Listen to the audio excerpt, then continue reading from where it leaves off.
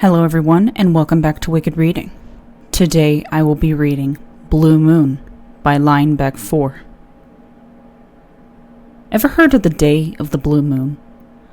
Well, no, obviously you haven't. But I assure you that if you grew up in Latchford Hills, then you know everything about it. Partially because there really isn't much to know.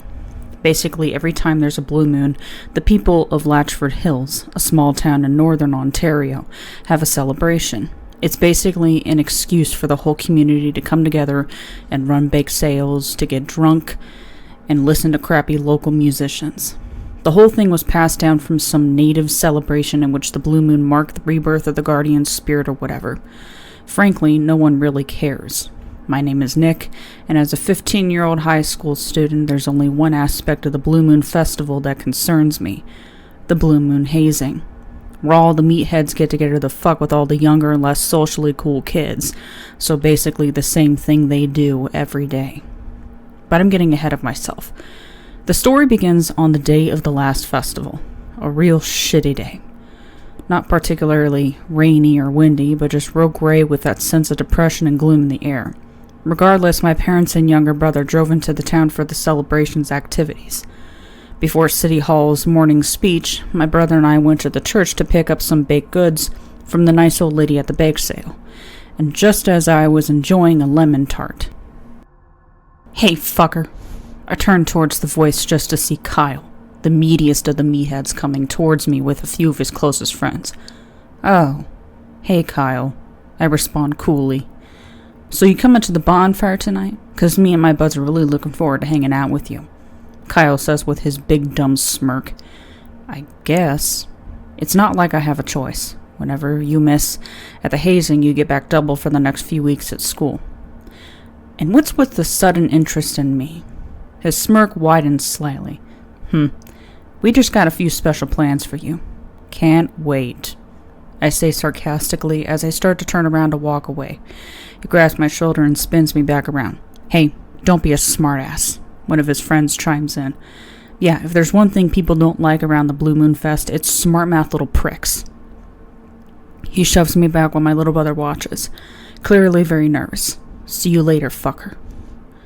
And with that, he and his friends walked away, leaving just me, my bystander brother, and the lemon tart I realize is now on the dirt. I give my brother Ethan a cool look, and then we continue on around Main Street. We notice that strange blue moons have been painted around town, not just on signs and posters, but on the buildings and stores themselves. Vandalism is, of course, not something people appreciate, and yet no one seems to notice. It's just then I saw a very pale, skinny old man painting a large, dark blue moon on a local business. I don't recognize him, but he soon looks away from his work and gazes at me with dark and sunken eyes. We stare at each other for an uncomfortable moment until I break off contact and walk away. And yet I can still feel him staring at me for the next couple minutes, as if he's now completely fixated with me. I soon start to notice that many of the town's residents are looking far more solemn, even depressed than usual. And once again I start to feel the stares coming at me from the piercing dark eyes of these unrecognizable strangers. It's unnerving, but I feel comfort as all attention shifts to City Council, with their always lengthy but peppy ceremony. However, as soon as the mayor steps up to the podium, I can see there's still something wrong. He looks unnerved and strangely malnourished, which is some crazy considering he's been fine the last little while. He waits a moment in silence, and then in a weak voice he begins, Hello, today is the day of the Blue Moon. I can see you all have arrived as is expected, the people of Latchford Hills. Today we celebrate rebirth and a continuation of prosperity and strength. We hope you will all think about these things today, and we hope that the day of the Blue Moon may shed strength upon our many youth. He slowly gazes around at many of the members of the audience, including me. He then concludes with, Thank you. There's a ton of murmuring in the crowd. Then Ethan and I exchange a look. That was it? Nothing but a short, flat, and incredibly formal speech. Any of the enthusiasm the mayor once had been washed away with his current situation. Something is clearly awry, but I can't understand what the cause of it could be. Night slowly comes and I find myself being dropped off at the local camp by my dad. Don't worry, Nick. All the kids go through this, and for the most part, the older guys just want to hang out with you while messing with you for a bit. You'll be fine, he says. Yeah, maybe if you weren't as targeted as I am at school. Oh, come on. Just get out and go have fun. Learn to socialize with others for once. I get out of the car reluctantly, and I start to head down to the trail where the bonfire is. I think of all the stories I hear kids talking about with these hazings. There's the common stuff like being stripped and left in the forest, having to eat stuff blindfolded, and there's all the sick shit that most would see as just being rumors. But in the back of my mind, I'm just trying to think about what the hell was up with everyone at the ceremony today. The night has come, and the blue moon is now visible in the sky, a giant yellow orb floating overhead, its pale light breaking through the gaps in the clouds. I see a sign pointing towards the fire. This path cuts through the woods, and as I'm walking, I suddenly hear a piercing scream ahead of me towards the glimmering yellow light. I freeze in my spot. Great. It seems the actual thing is even worse than the sick rumors. For the first time, I have surpassed fear, and am entering a semi-panic mode as I slowly move forward. I finally get there, and I'm surprised to see only 4 guys standing around the roaring blaze that is the fire. They are all staring into the fire, eyes not visible under the hoods of the dark blue robes they're wearing. Hey guys, I say to them. No answer. The situation has become incredibly eerie very quickly, and I start to back away when finally one of the guys slowly lowers his hood and turns towards me. It's Kyle. Nick, you're going to have to come with me, he says, visually uncomfortable. I continue to back away. Yeah, look, I know this is tradition and all that, but I think I'm gonna head back. But I soon hear another guy coming up behind me. However, this one is wearing a rounded dark blue mask in addition to his robe. Kyle slowly responds. Look. Just come along with me. I stand facing the masked man and decide it's best to just go along with it for now. And so Kyle, myself, and the mysterious third person walk off into the forest, leaving the other 3 continuing to gaze into the fire ominously. The masked man starts to breathe heavily. I speak up. Okay, I know you guys had plans to have fun tonight, but I really just fucking move, man. Kyle yells in response, now frustrated. Reluctantly, I continue deeper and deeper into the woods. Finally, we approach another fire, this time with 7 different hooded and masked figures surrounding it. They all stand around the fire without movement. Looking into their eyes, which are still visible, I see a deep look of determination. Kyle then starts to walk away. Okay, can I go now?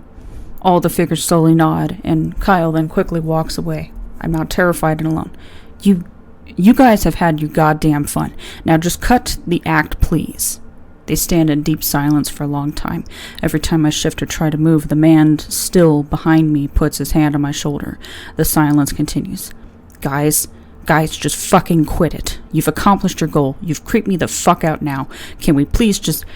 The 2 closest to me suddenly grab me by my arms and pull me down to my knees. They then plunge my hands into the fire in front of me. I scream in pain and sudden shock. They then all remove their masks. In dizzying pain from the burns on my hands, I realize that these aren't the guys from school, but many of the people I saw today at the ceremony. The old man who was painting, the lady from the church, and I gasp in shock to even see the mayor presiding over the group. What the fuck is going on? I yell in pain. They stand in silence. The blue moon has come and the stars are in alliance. The season of revival is finally here. Our guardian may now be restored. Jesus Christ, what are you guys doing? I continue to yell. The mayor ignores me and proceeds. Only through pain and sacrifice may we ensure our continued prosperity, and so we offer this young man to you. Suddenly the fire bursts into a dark shade of blue, and almost out of nowhere a decrepit old man is sitting in front of the fire on a throne of black oak. He looks incredibly old and is barely moving, just shifting in his seat ever so slowly and groaning indiscernibly. The mayor's voice lifts up, though his face is as hollow as ever, the harsh blue light of the fire now flickering off of him. On the day of the blue moon we must continue. We must survive. Guardian of our people, live on. Oh God, what are you guys doing? Please, just let me go. Then they begin to drag me forwards towards the old man, who practically looks dead. However, as I move closer and closer to him, his face grows darker and more cruel. Dark and distorted animalistic features begin to appear on his face. Horns emerge from his head, coarse black fur around his neck. His eyes become almost reptilian. I struggle and beg for them to release me, but soon enough I am face to face with the monstrosity sitting before me. Slowly, it lowers its eyes to me and begins to speak out in a gargled, dark tongue and a very deep and haunting voice. It grabs a hold of my face and pries open my mouth, and slowly begins to open its own, revealing sharp, rotting teeth. A dark cloud slowly emerges from its mouth and makes its way into mine. I collapse to the sound of chanting as I take one last look upon the full blue moon. I wake up in my bed. I scramble up and make my way to the mirror to see that I am still the same Nick I was yesterday. But as I look upon my face, I suddenly grin uncontrollably. It is from this point forward that I lost all control. The spirit within me now controls my body and mind. I am but a small light of consciousness within. It goes about its day while I look outwards and see my friends, my parents, my little brother, and yet I am completely unable to speak to them or show them a sign of what has happened to me. I desperately feel the need to scream, but I am unable to do so. The spirit slowly digests and consumes me while I remain helpless and in agony. I am becoming one with the spirit. I feel its power. I hear its thoughts. I can sense its impulses. I try so hard to resist its control and dominance, but I fail. Soon the world will see another day of the blue moon, and I look forward to it.